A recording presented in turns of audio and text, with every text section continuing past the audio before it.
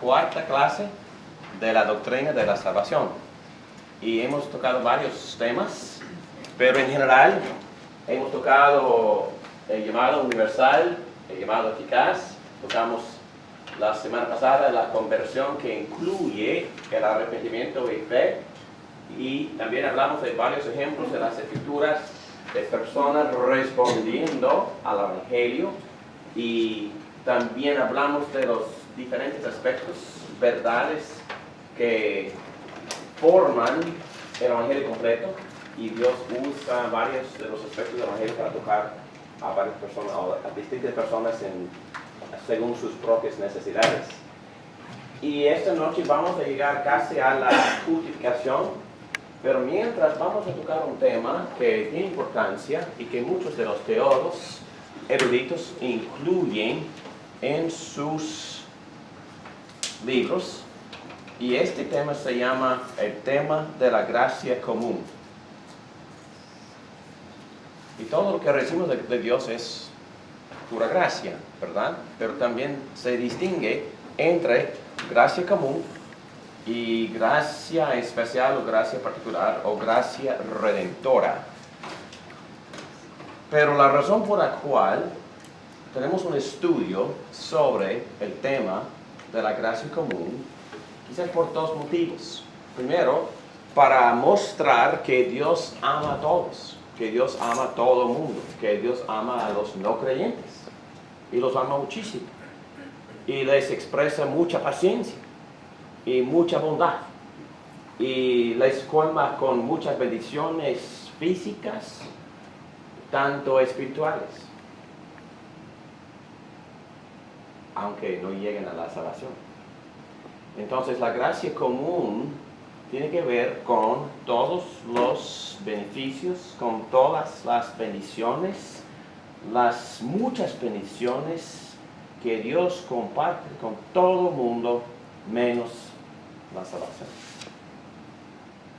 Entonces, ¿una persona no creyente puede beneficiarse de la gracia de Dios? Sí. Y en ese caso sería la gracia común. ¿Alguien puede pasar en un texto bíblico que enseñe esto? Hay un texto que dice que Dios llueve sobre los justos y los injustos. También, los agricultores también se benefician de la lluvia, no solo los creyentes. ¿Dios ama a los no creyentes? Sí, claro. Y también dice lo mismo acerca del sol. El sol también brilla para todos. Y bueno, hay muchas cosas, hay muchos dones que forman parte de la gran y bella creación y todo el mundo se beneficia, no solo los creyentes. Pero hay mucho más. Y vamos a hablar detalladamente de las varias áreas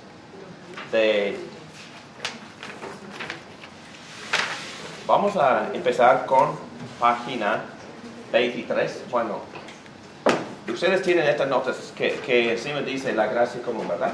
Claro. Sí, ahí está.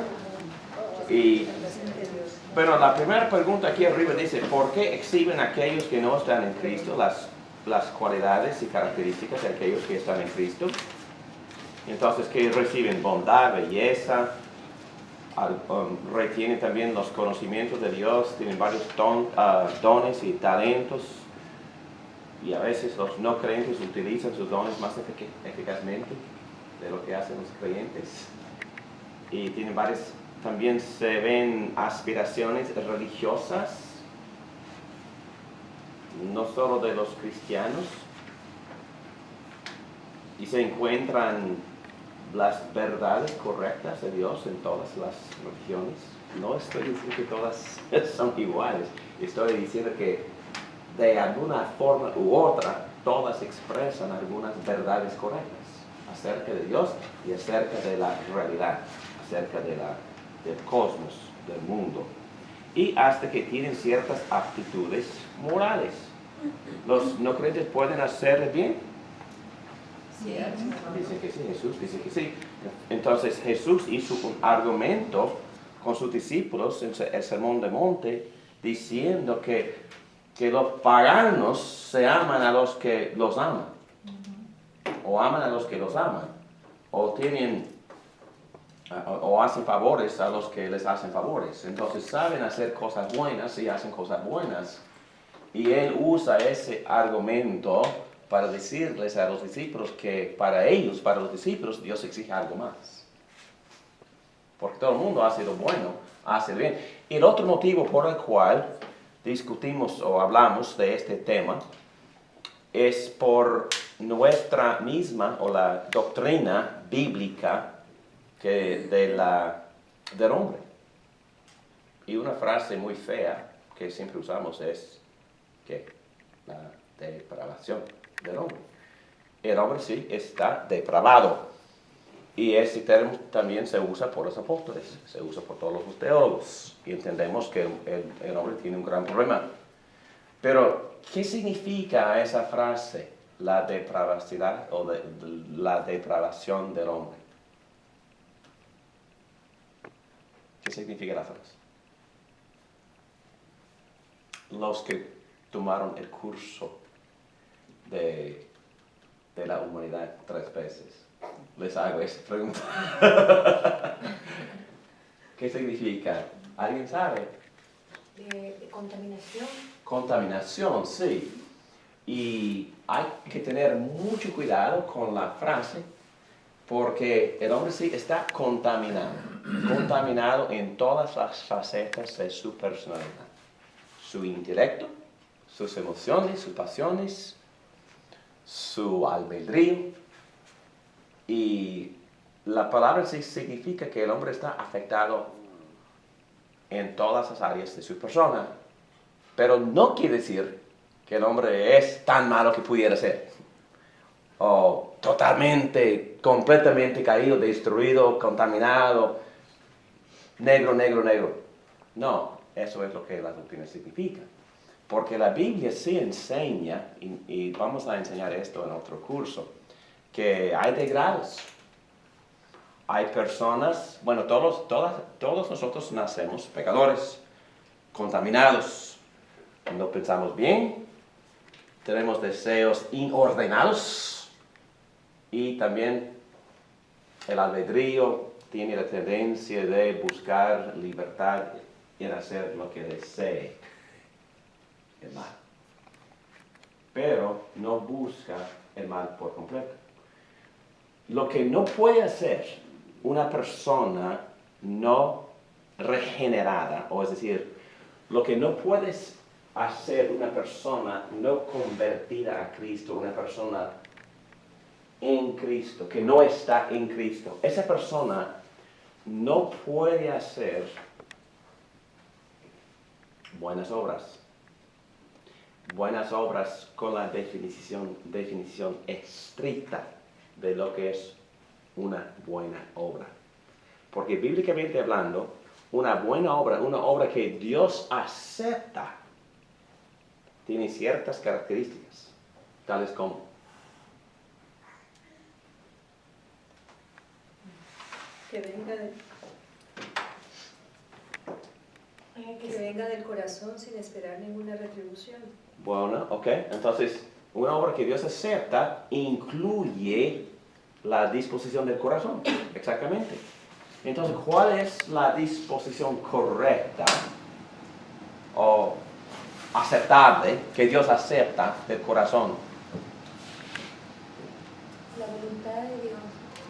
Corazón El deseo de hacer la voluntad de Dios. Ok, el deseo de cumplir con la voluntad de Dios, el deseo de agradecerle a Dios, el deseo de glorificarle a Dios. Pero usamos muy ligeramente esa palabra también. ¿Qué significa esa palabra? Glorificar. Darle gloria. Darle gloria, pero ¿qué significa la palabra gloria? Honra. Honra. Alabar. Darle honra. ¿Recuerdan cuando hablamos de esta palabra? Significa en hebreo peso. Peso. En inglés, weight. Y aún hay un refrán en inglés. Bueno, es un tema sumamente... Ese tema tiene peso. Entonces tiene contenido significativo. Merece honor. Entonces, si estamos glorificando a Dios, estamos reconociendo que no hay nada ni nadie más valioso. Dios es sumamente, de manera infinita, valioso. Tiene peso, merece honor, merece honra, merece alabanza. Y una buena obra reconoce que Dios merece honor, y una buena obra tiene el motivo del corazón honrarle, glorificarle. Una buena obra se hace para agradecerle. Una buena obra se hace según o conforme a su voluntad. ¿Y cómo sabemos que esta obra cumple con ese requisito? Su voluntad. Está en la línea con la palabra. Por estar alineada con la palabra, exactamente, porque hay que obedecer las instrucciones de la palabra de Dios y hacer las obras que la palabra enseña que hagamos. Entonces, una buena obra tiene que conformarse a la palabra, tiene que venir de un corazón que desee glorificarle y agradecerle a Dios. ¿Ok? Y una persona no creyente no califica para cumplir con este requisito. Pero no es decir que sus obras no sean buenas de alguna forma. Sí son buenas porque sirven para beneficiar a mucha gente. Les pueden dar de comer a los pobres, pueden darle ropa a los que necesitan ropa, etcétera, etcétera. Pueden construir casas para los que no tienen. Y son buenas obras en sí. Pero no son obras que Dios acepta porque no le glorifican y no expresan amor para Él. Y no, bueno, pueden conformarse a su palabra, pero no vienen de un corazón que desea glorificarle. Muy bien. Pastor, ¿y de entonces de dónde viene? ¿Cuáles son los motivos? Sí, ego. Ok, we can be nice. Tenemos, ¿cuáles son los motivos de una persona no Para creyente? sentirse bien ellos mismos consigo mismos. Ok, para sentirse bien. ¿Qué más? Que no hay Para nada hacerse malo. ver que hacen bueno. Sí, exactamente. Y estos motivos no son necesariamente malos, pero tampoco son los motivos que Dios acepta. Son egocéntricos. Sí, un motivo, por ejemplo, yo puse aquí varias motivaciones internas que obran en las expresiones de bondad a causa de la gracia común. A veces las personas hacen las obras por miedo, por temor, o Por lástima, puede ser. por lástima, o por buscar algo recíproco, ¿ok? El sentido de dignidad, el sentido de la nobleza de la raza humana. Es el gran motivo de selecciones, la revista, ¿verdad? El espíritu indominable del ser humano, ¿ok? Y por eso el ser humano puede ser mucho, puede ser héroe, puede ser muchas cosas, pero la motivación no se eleva más allá de frente. Es para glorificarle Sí, así mismo. al hombre, sí, al hombre. Y hay una palabra, una filosofía que se llama humanismo. Y no hay nada malo en humanismo, pero humanismo en sí, a pesar de que puede promover muchas cosas buenas, es para la dignidad y la gloria del hombre. Vamos a ver lo que puede hacer el hombre. Puede construir torres, puede construir ciudades magníficas, puede inventar muchas cosas en la tecnología, puede hacer muchas cosas buenísimas, pero no son obras que llegan al cielo. No glorifican a Dios. No glorifican a Dios en cierta manera, pero no salen del corazón que desea glorificar a Dios. ¿Okay?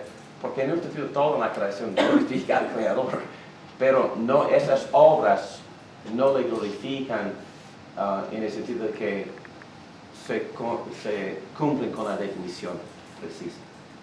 Pero aunque esas obras sean hechas por gente que no cree, uno sabe que Dios está obrando. No, es que este punto de esta doctrina, esos no creyentes hacen esas obras por gracia también. Pero los creyentes nosotros sabemos que sí, Dios está obrando. aunque lo está haciendo y levantando por una persona que no cree.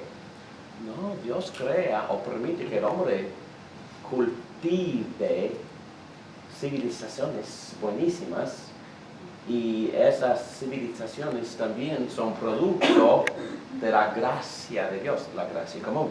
Porque de dónde vienen sus talentos, esa creatividad, esa energía, esa motivación, también viene de Dios.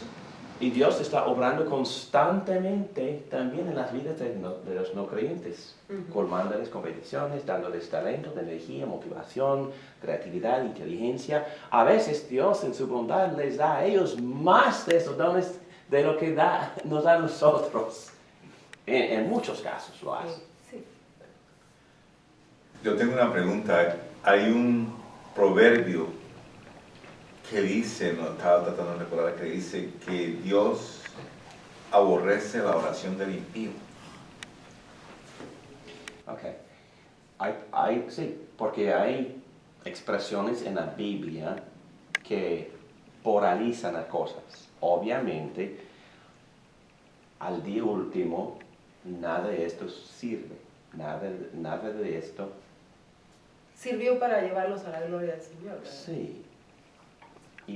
Sirvió para hacer un bien en el momento. En el momento. Pero el punto de esta lección es decir que vamos a reconocer que Dios está obrando también en los no creyentes. Vamos a respetar la obra de Dios en el mundo. Vamos a también respetar al no creyente.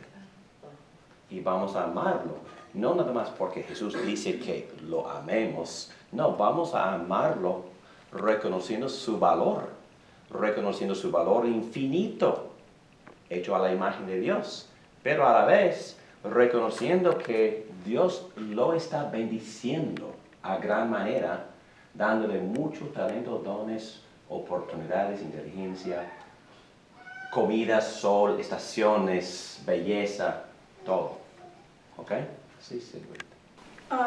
Tengo una duda porque nosotros como cristianos hiciéramos obras supuestamente para el Señor y en realidad lo estamos haciendo para nosotros mismos. Dios nos va a juzgar de una manera diferente porque tenemos el conocimiento. Pero para aquellas personas que tienen el conocimiento erróneo, por decirlo de alguna manera, y creen en su corazón que están haciendo una obra para el Señor, Dios no creo que lo tome así como que no lo recibo, ¿no? Porque, no sé si me hago entender, sí. La persona desconoce realmente, como desconoce la palabra, y saben muchas religiones que pues, van a la iglesia y están escuchando algo repetitivo en todas las iglesias. Sí. ¿Okay? Entonces, ¿cómo se juzga eso cuando la persona no tiene el conocimiento y en su corazón cree que está haciéndolo para la gloria de Dios? Ok, muy buena pregunta. Primero que nada, ya hemos dicho que debemos de reconocer que aún en la religión más primitiva existe algo de la verdad. En las religiones que se llaman cristianas, quizás algunas personas, por haber estudiado profundamente la doctrina pura, van a concluir que al fin de cuentas esas iglesias están confusas en cuanto al evangelio o en cuanto a la verdad que nosotros tenemos por haber estudiado la palabra de Dios. Pero eso no es decir que esas iglesias no tengan valor ninguno. Sí, tiene valor. Y el apóstol Pablo, por ejemplo, y eso también se aplica a las religiones no cristianas. Porque, por ejemplo, en Hechos 17, el apóstol Pablo fue ¿a dónde? A Atenas. ¿Y qué encontró ahí? Muchos ídolos. Muchos ídolos. Y él empezó a condenar a todos, ¿verdad? No. ¿Qué hizo? Él empezó a respetar. Respetó. ¿Y qué dijo? Dijo que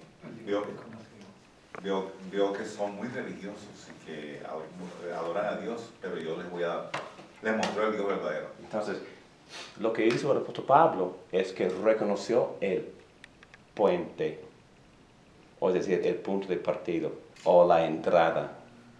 Estableció su identidad con su religiosidad.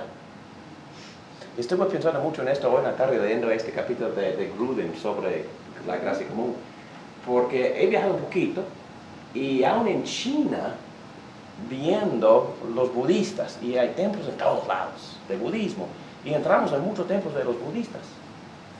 Y en las murallas de los templos ahí están sus escrituras, y son bellas. Y los conceptos de la moralidad son increíbles, son magníficos esos conceptos. Y yo creo que aun con el judaísmo, cuando el apóstol Pablo viajaba para predicar el evangelio, siempre, no de vez en cuando, siempre, si había un templo judaico, entró en ese templo para empezar a predicar. A pesar de que él sabía que esa religión no reconocía en aquel momento el evangelio de Jesucristo. Pero él entró estableciendo punto de contacto. Y es el valor de cualquier religión. El apóstol Pablo no andaba condenando, no, andaba buscando identidad de contacto, entrada para poder empezar a aumentar, a añadir lo que les hacía falta.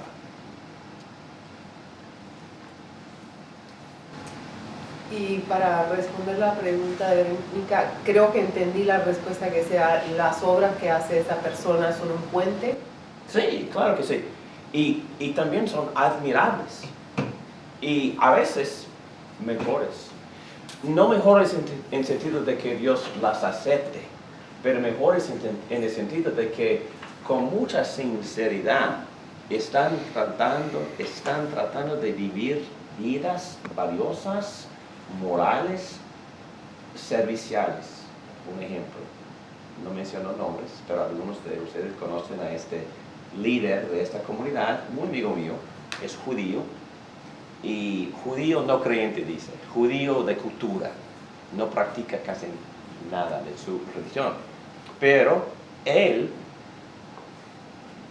el viernes pasado me vio y me dijo, y no entendí lo que dijo al principio, pero me dijo, yo tengo una historia para un reverendo. Lo que me quiere decir es que yo quisiera compartir algo contigo, David, que tú vas a apreciar muchísimo, algo que pasó en mi familia. Y empezó a contarme una larga historia de su hijo que había insultado a su mamá, que había insultado a su novia, que se puso borracho, etcétera, etcétera. Y él le explicó a su hijo los valores familiares y animó a su hijo a cambiar su vida para la meta suya, para poder morir feliz, arrodeado con los que le amaban. Entonces, porque no cree en otra cosa, no cree en otra vida después de la muerte.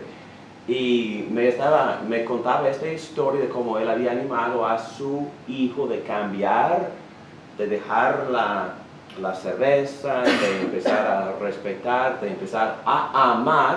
Y me dijo en esas palabras, porque cuando uno ama, la otra persona va a reciprocar ese amor. Entonces, honestamente hablando, me estaba diciendo, yo amo para que otras personas me amen. ¿Ok? ¿Está bien? Es mejor que no amar. Y también es punto de contacto. Y he inyectado de vez en cuando, yo trato de meter algo del evangelio en las conversaciones con este hombre. Pero quizá en esa área, y yo tengo otro amigo abogado judío, que tiene una familia fantástica, que mantiene contacto, se involucra totalmente en sus hijos, respeta y ama a su esposa, llama por teléfono a sus hermanos que viven en otras ciudades cada día. Entonces es hombre respetuoso, es hombre digno de respeto, y lo admiro porque sus valores familiares son sumamente altos, quizás más altos que los míos. Entonces es un Cornelio, en otras palabras. Y lo que estoy diciendo es que podemos llegar a esa gente con el evangelio, pero con mucha humildad de nuestra parte y mucho respeto para ellos, y compartirles algo que no implica que somos nosotros superiores a ellos, porque eso no es el evangelio, ¿verdad? el Evangelio no nos hace superiores. ¿Qué es lo que nos hace?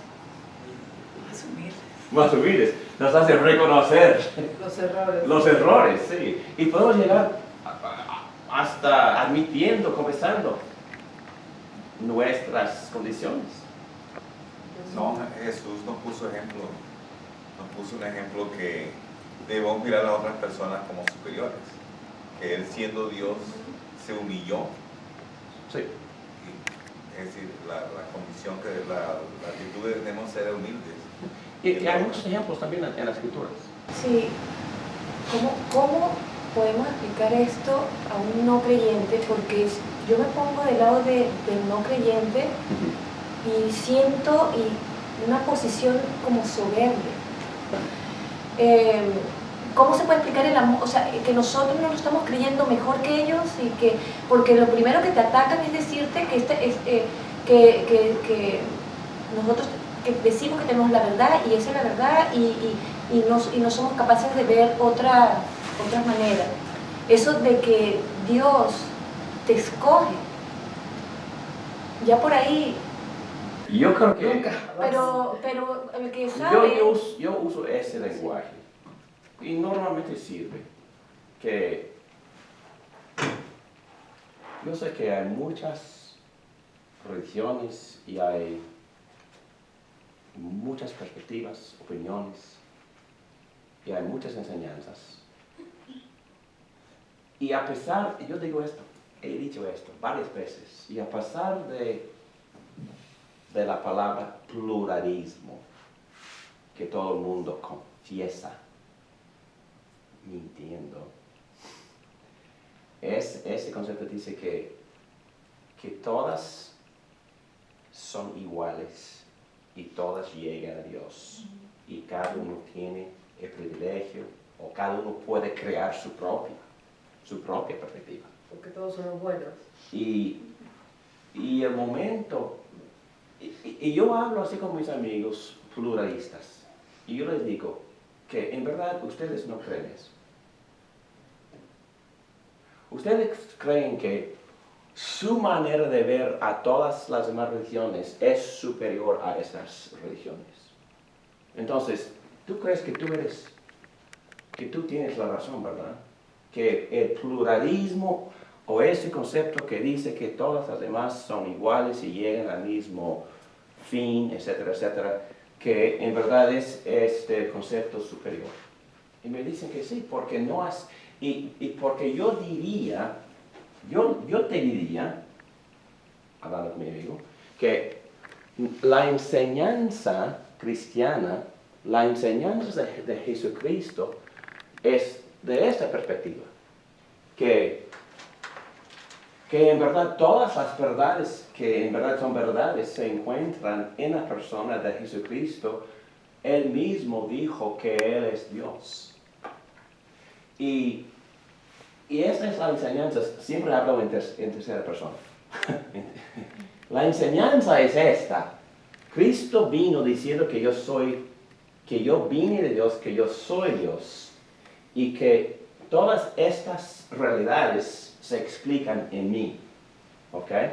Y como creyente, yo me sujeto a esa realidad. ¿Ok? Y la verdad es que me gustaría tratar de convencerte que esta es la correcta. Y tú quieres convencerme que la tuya es la correcta, ¿no es cierto? Y me dicen que sí. Entonces estamos en el mismo campo. Y yo le digo, entonces, convénceme. Ok, estoy escuchando. Y hay que hablar sinceramente, hay que escuchar. Ok, está bien. Y después de que esa persona ha hablado, yo digo, ok, yo veo algunas inconsistencias en lo que me has explicado. ¿Okay? Entonces, y luego me das el mismo privilegio de explicar esta posición. Y en palabras muy sencillas: creación, caída, redención, Cristo vino, etcétera, etcétera, lo que hizo. Y el Evangelio. Y ¿sabe qué? Hablando con mi amigo, esto me ha cambiado, eso me ha transformado. ¿Y sabe qué? Se pone de acuerdo conmigo. de que, no, es decir, que me conocen y me respetan, es lo que estoy diciendo. Entonces, pero hay que tener mucho cuidado de seguir respetando con toda la mansedumbre del mundo y con todo respeto y con todo amor. Y bueno, yo tengo personas en mente, caras en mente, nombres, y hablo con esas personas casi todos los días en el gimnasio. Pero así tenemos este tipo de conversación. No he convencido a ellos, ni ellos a mí, pero llevamos la conversación. También es bueno decirle a la gente cuando está hablando del tema de que uno también es pecador, somos igual. No, es que... De pecadores. Y hay una frase... Sí, entonces que dice que somos... perdóname, beggars, mendigos. Somos... Nuestro concepto es que somos mendigos buscando pan. Y Cristo ha venido y nos ha ofrecido pan. Entonces ofrecemos el mismo pan, porque sí somos pecadores. Tenemos que admitir, no que somos iguales, que somos peores. Peores. Yo le digo, soy peor que tú.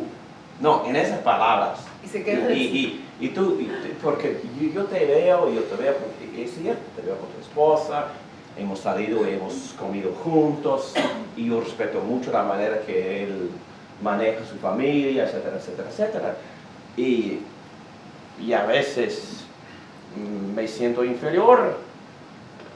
Está bien, porque se puede decir, todos tenemos la misma necesidad y los cristianos no decimos que somos superiores a nadie. No somos pecadores que reconocemos nuestros errores y que nuestro remedio, solución y el que nos perdona y nos ayuda y nos limpia y nos ayuda a mejorar es nuestro líder de nuestra religión que se llama Jesucristo. No, estamos siempre hablando de una postura muy humilde y nunca jamás superior a ellos, porque no somos superiores a ellos.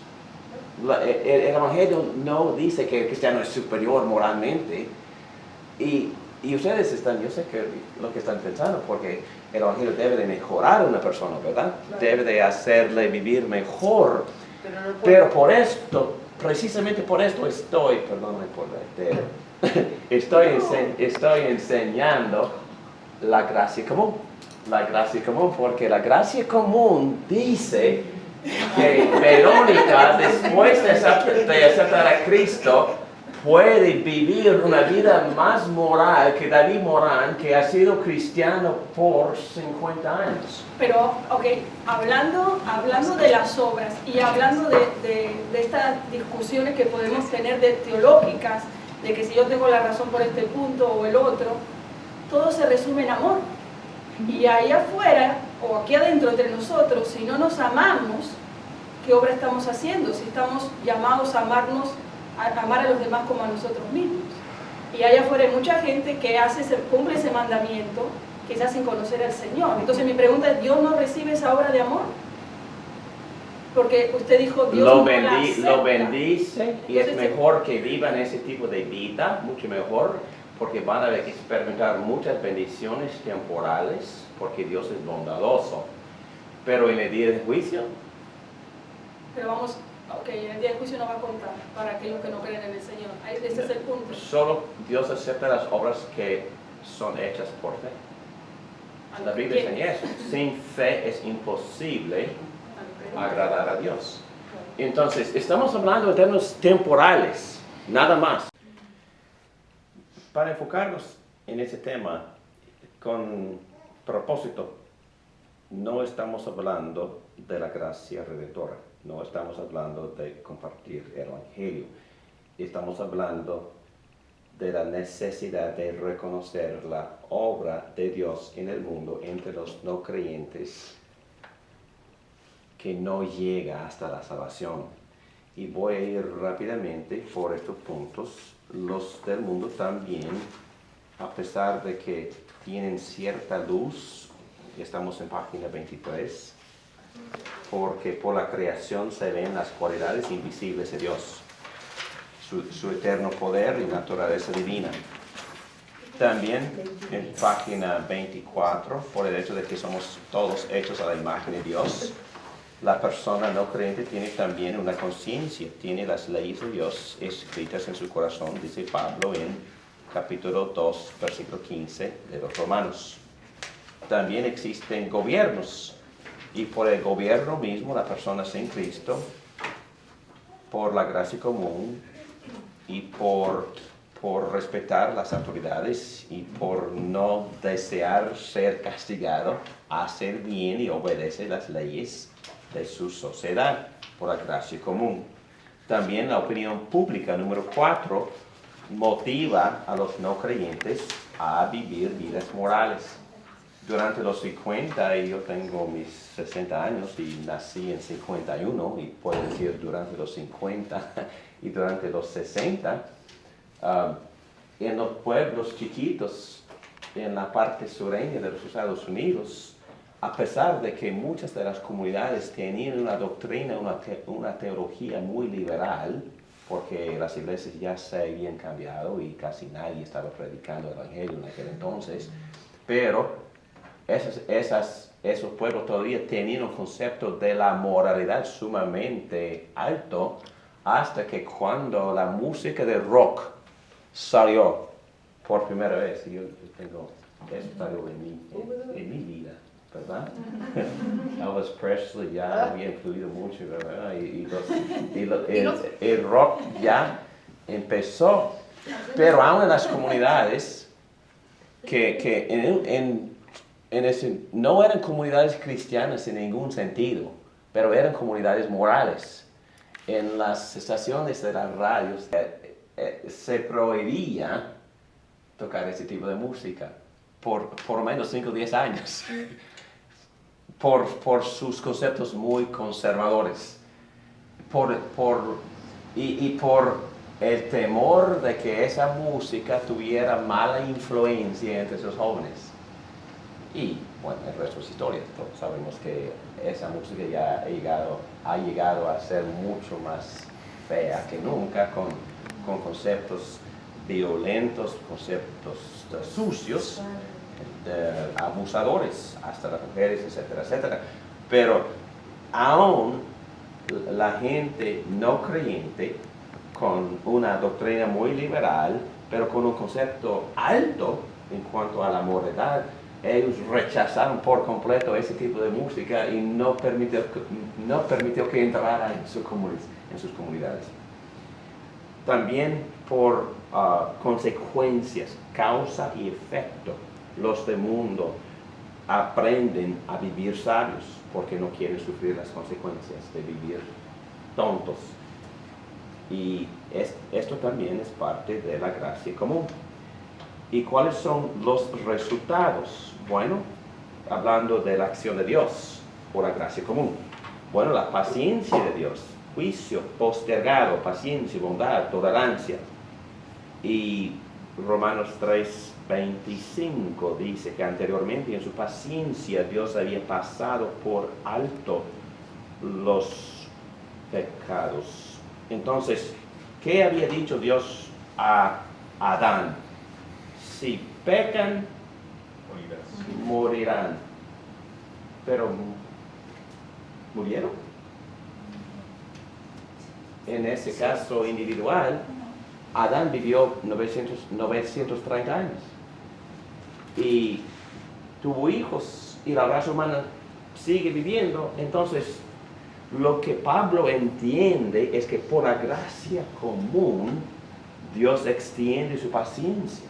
Entonces extiende la sentencia de muerte que todos merecemos, que todos en este cuarto merecemos por el pecado. Dios, por la paciencia, expresión de gracia común, está dándoles más oportunidades a todos. El apóstol Pedro también enseña esto. Es por su paciencia que Dios no ejecuta la sentencia todavía, porque quiere darle oportunidad a arrepentirse. Y entonces ahí entra la parte que nos pide a nosotros que vayamos por el mundo Sí. a hablar del Evangelio, de las buenas nuevas, Claro para que que sí. todo, porque Dios quiere que se No, salve. este es el plan. Por su gracia común. Entonces, la gracia común prepara el camino para la gracia redentora. En otras palabras, la gracia común, punto de contacto, familia, moral, paciencia de Dios. Entonces, las dos cosas intercambian la gracia común con la gracia redentora. Y la gracia redentora también tiene mucha influencia en la iglesia. En la iglesia, ¿no? Bueno, algunas personas que trabajan en la industria de cortar árboles y en la fábrica de hacer papel, nos está sirviendo mucho, ¿no? Entonces aquí estamos beneficiándonos de esos talentos de la gracia común y tenemos toda esta tecnología, luces, etcétera, que por personas con su creatividad siguen inventando cosas maravillosas. Gracia común. Y la gracia común entra a la iglesia. La gracia común hace que la gracia redentora sea más efectiva. Y al revés, ¿no? La gracia común nos ayuda, pero también cuando una persona acepta a Cristo con la gracia redentora, su efectividad sube, o se eleva. Entonces las dos cosas intercambian. Y estoy casi para terminar. Pecado restringido. Romanos 1, 24 y 26, 28.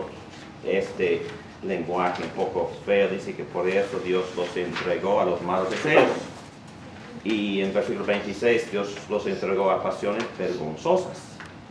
Versículo 28 Él a su vez los entregó a la depravación mental. Entonces, si Dios en un momento los entregó, eso implica que antes de entregarlos, ¿qué estaba haciendo? Los había iluminado, los había Restringiendo, exactamente. Pero eso es que quitó su gracia de ellos, eso es entregar, Quitó su gracia común.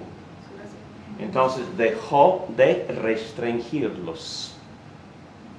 En su gracia común Dios restringe mucha maldad. Porque Dios es bondadoso. Dios no permite que el pecador peque tan severamente que como pudiera ser o como como quisiera ser. Él nos restringe como cristianos también. Yo no hago todo el mal que planeo hacer. Que yo planeo hacer. No, estoy confesando. Ustedes tampoco. Ustedes no hacen todo el mal que ustedes planean hacer. y porque Dios gracias a Dios, que los restringe, ¿verdad? Entonces, hace lo mismo con los no creyentes. No permite que hagan toda la maldad que quisieran hacer. Se llama gracia común. Pero en ese caso, a veces, se acaba la paciencia y los entrega. Entonces, los deja. Lo que hizo Abimelech con Abraham, Dios no permitió, restringió la maldad de Abimelech para que no tocara a Sara. Exactamente.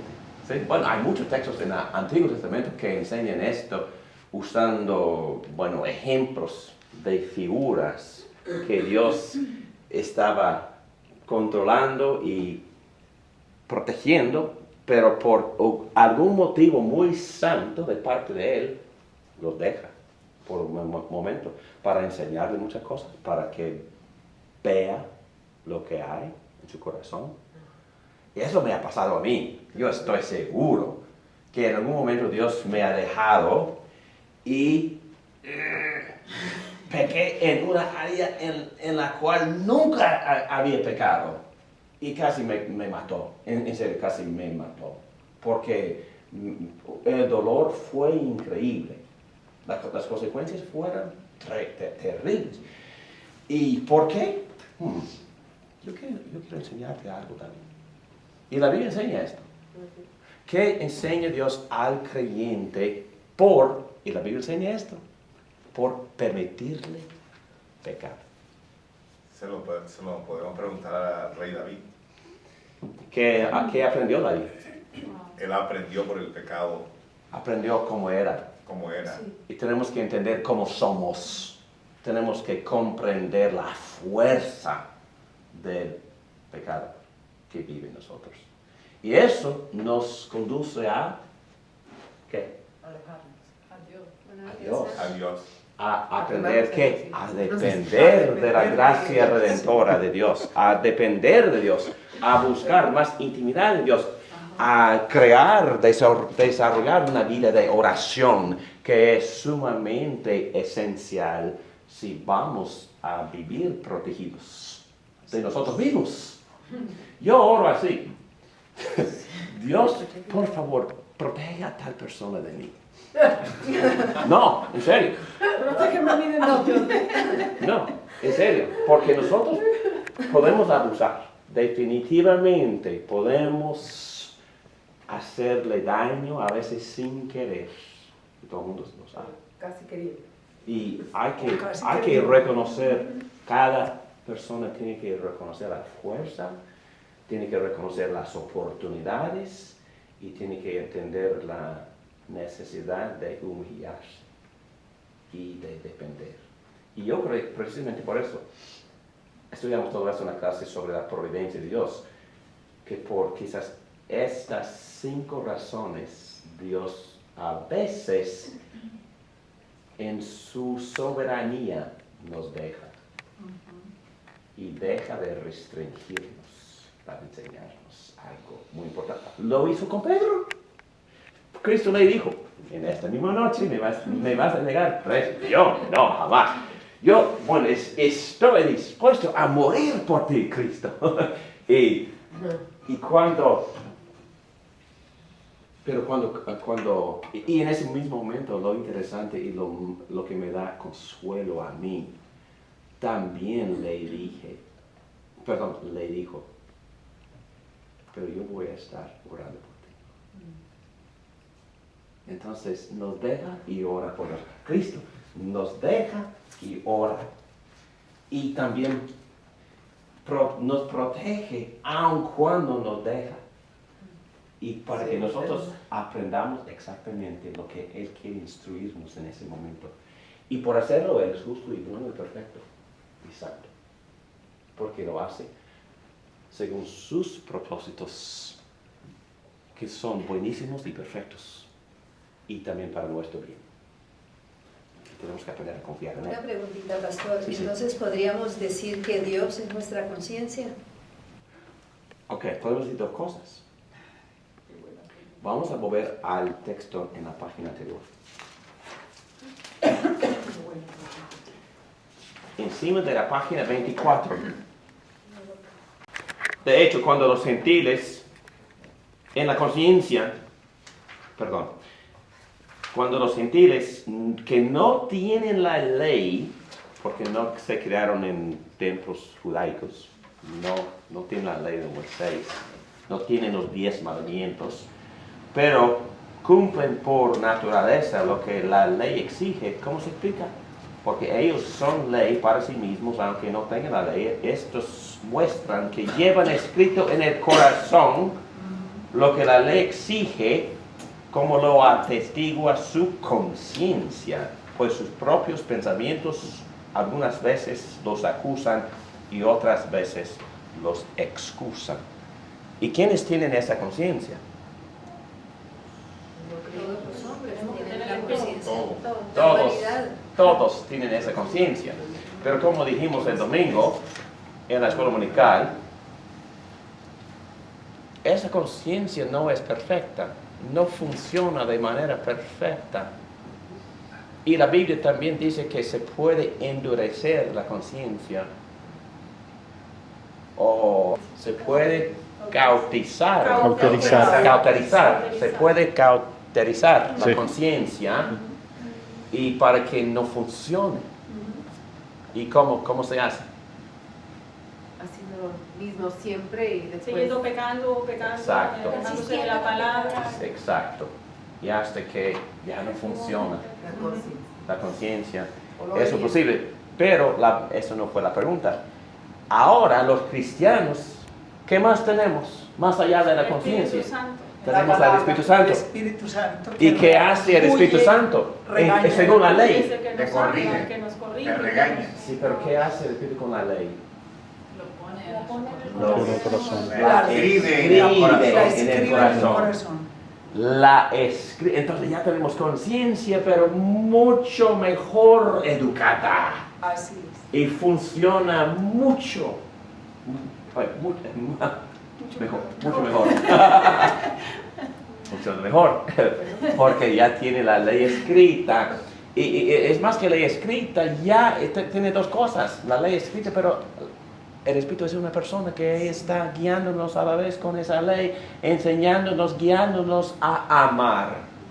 Y entonces por eso no somos legalistas, porque tenemos la ley de amor escrita, y el Espíritu Santo vive, mora, y Cristo mismo vive, y su ley está escrita, y por eso la conciencia funciona mejor, y nosotros amamos mucho mejor. Bien, entonces tenemos varias ventajas. Ok. Casi para terminar este punto.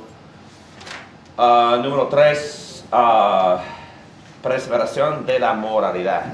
Y ya hemos visto que aún las personas religiosas que tienen una conciencia, que tienen un concepto de la moralidad, que tienen un concepto de comunidad, que quieren mantener, cultivar, como el alcalde de esa ciudad, hace una semana, cuando fui a orar allá, ante el concilio, y cuando entré empezamos a conversar inmediatamente, el alcalde y yo, y le pregunté, entonces aquí estoy para orar por ustedes, entonces cuáles son las necesidades de ustedes como consejo y de esta comunidad.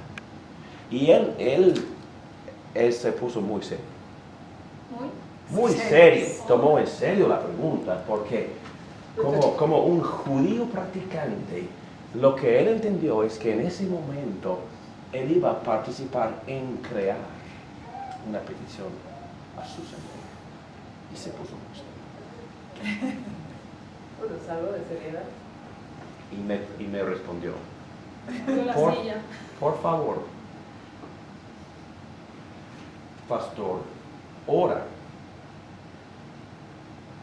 por la calidad de vida de esta comunidad. Ok, le pregunté, ¿cómo defines tú calidad?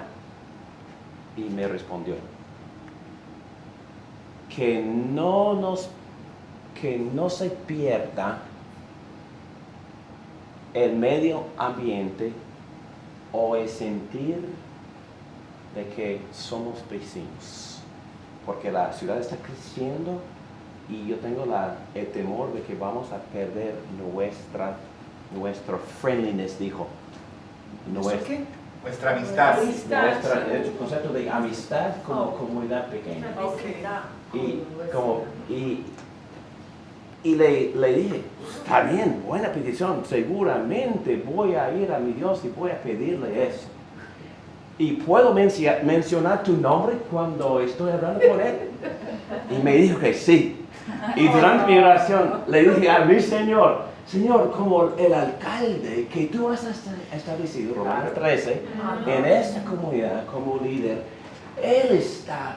Él quiere que yo te pida, y seguí con la oración. Esa autoridad. Y estaba sumamente feliz después, porque yo vine corriendo aquí, con mi corbata y todo, al grupo de martes, porque la oración empieza a las 7, la clase también a las 7, vine corriendo, y por eso después de respetar la bandera, tenemos que hacer eso también, literalmente me fui corriendo, y él en su asiento enfrente de autoridad me gritó, Pastor David, gracias por las oraciones. Entonces quedó encantado. Y el punto es este, ¿no es creyente? ¿No es qué? ¿No es creyente de Jesucristo? Pero ¿qué aprendemos de la gracia común? En cuanto a nuestro alcalde, que es tremendo, Bueno, él sabe que es una oración. Él sabe que es una oración. ¿Y qué más? Y abrir las puertas para... Favorecido sea Y a las la puertas oración. a un cristiano. Claro. ¿Qué más? Hay muchos que el valores. favor es hacia él, para que le dé el poder de sabiduría para hacer algo por la El hombre tiene comunidad. mucha sabiduría. ¿De dónde vino esa sabiduría? La gracia con La gracia. De la gracia común de Dios. Claro. Dios lo está bendiciendo. En verdad yo tengo todo el respeto del mundo para este hombre. Es fantástico. Y es buen líder. Es buen líder también. Y yo creo que, no sé si Dios me daría, yo creo que sí, me daría, bueno, me daría algunas oportunidades de compartir con él.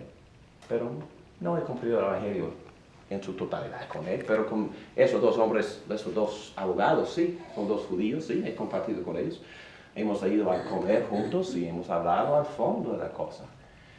Y es que podemos hacer eso y a la vez mantener amistades y a la vez serle fiel a nuestro Señor y a la gran comisión, amar al vecino, amar al prójimo y a la vez amarlo hasta y amarlo suficientemente bien para compartirle algo fantástico, las buenas nuevas del Señor Jesucristo, con mucha humildad y como mi amigo Jack Miller dice, no compartiendo de arriba para abajo, así como fuéramos superiores, no compartiendo de abajo para arriba, porque esas personas son increíbles, merecen nuestro respeto, son personas honradas y todo su vida, pero necesitan de Cristo, y si los amamos, los amamos a Cristo, a la vez.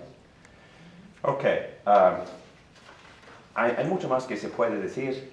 La Biblia también dice que los no creyentes, por ejemplo, casados con los creyentes, se benefician muchísimo. Dicen que son santificados. Y yo he visto esto. Personas no creyentes viviendo con los creyentes y no saben la medida de bendiciones que están recibiendo por el hecho de que están casados con creyentes. Pero están beneficiándose muchísimo. De tener un empleado creyente como José cuando llegó a la casa de Potifar. Fantástico. Buen ejemplo. Están mis notas acá. Sí, pero buen ejemplo. ¿Qué pasó? ¿Qué pasó? Sigue. José llegó allá como esclavo y Dios bendijo mucho a Potifar. Lo bendijo mucho. Y el pobre José no le fue tan bien porque lo mandaron para la cárcel por ser bueno, pero Dios tenía un plan con él. Y sabiendo que era bueno. Y llegó a la cárcel y El hombre sabía que lo que era su esposa. y después llegó a la cárcel y también se benefician los carceleros y los presos de la gracia de Sí. tener un creyente en Toda la prisión fue bendecida por la presencia de un hombre de Dios. después va a Egipto Y todo el mundo. y bendijo a toda la nación. Toda la nación, exactamente. Qué bueno, qué bueno. Y algunos se beneficiaron de manera redentora, pero todos se beneficiaron de manera de gracia común. Un poquito más y cierro esta parte. En el libro de Hebreos dice en esos textos muy difíciles que hay personas en la iglesia no creyentes que llegan hasta saborear, disfrutan las cosas de Jesucristo, pero no son creyentes. No son. No, entonces, todo esto nos muestra que tan bondadoso es nuestro Dios. Ama a todos, extiende su gracia a todos y aun a los que nunca aceptan a Cristo. Quería decir otro caso de Nehemías, como el rey, por la gracia común, deja ir a Nehemías construir el templo, le da todos los bosques y todas las cosas de un rey impío. Sí, sí, sí. Y por eso no tengo a pedirle dinero a los paganos. No, porque Dios ha preparado a algunos paganos para favorecer a su pueblo. ¿Verdad, Susana? Y vamos a empezar a pedir La gracia común. más fervientemente a ciertos paganos. Qué página. Una cosita más y cierro. Una de las razones por las cuales quería enfatizar esta doctrina en esta noche es por una razón personal. Y, bueno, profesional, es que voy a empezar a predicar sobre temas muy delicados en la iglesia. Voy a predicar por lo menos 2 sermones sobre el concepto bíblico acerca del sexo. Y yo sé que muchos están muy confusos acerca de este tema y cómo se debe practicar el sexo en sus vidas. Y también ya hemos empezado a hablar con ciertas personas que han hecho muchas preguntas acerca de la homosexualidad, un tema sumamente delicado y es un tema que se encuentra en la Biblia y con varios motivos y razones. Y la Biblia dice mucho, aún este texto de Romanos 1, 22 al 26 habla del tema. Y el gran temor, y es un temor verídico, es que cuando empezamos a hablar del tema, vamos a ofender tanto a las personas sin educación y a las personas que quizás están practicando erróneamente el uso del sexo en su vida, así como homosexuales o como personas heterosexuales, no importa. Y les pido sus oraciones y también, sobre todo, les pido que Dios nos ayude a poner en práctica el concepto de la gracia común mientras llevamos a cabo estas conversaciones por el mes de noviembre. ¿Ok? Oremos. Padre nuestro, damos gracias por darnos la oportunidad de enseñar esas cosas. Gracias por el concepto de la gracia común. Gracias que tú amas a todos, que tú amas a los que no te conozcan, los que no te obedezcan, los que no creen en Cristo. Gracias, Padre, que tú has iluminado nuestras mentes y nos has dado un amor de Cristo.